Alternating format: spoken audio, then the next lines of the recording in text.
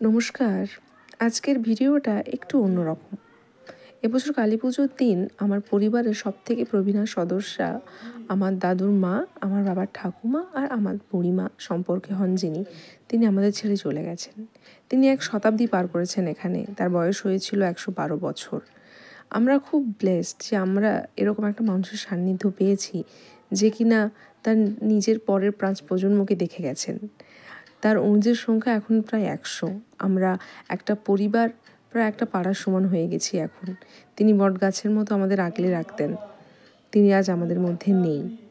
শুধু তাই নয়, তিনি ইংরেজ শাসন দেখেছেন, তিনি স্বাধীনতার আনন্দ নিয়েছেন, তিনি ভারতবর্ষের প্রথম ভোটে ভোটদান করেছেন এবং কোভিডের মতো মহামারীকেও জয় করেছেন তিনি। তাই কোনো রোগ ছুঁতে পারেনি, তিনি সবসময় খুব সুস্থ থাকতেন। তো তারই আত্মার শান্তির উদ্দেশ্যে এই আচার অনুষ্ঠানটি হয়েছিল আমাদের বাড়িতে। এখানে যাদেরকে দেখছেন সবাই তারই অনুজ, তারই রক্ত।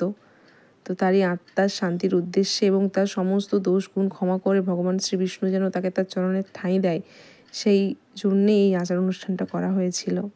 আমরা সবাই সাক্ষী থাকলাম এরকম একটা মানুষের, যিনি 100 বছর পার করেছেন এখানে। আজকের মতো এটুকুই।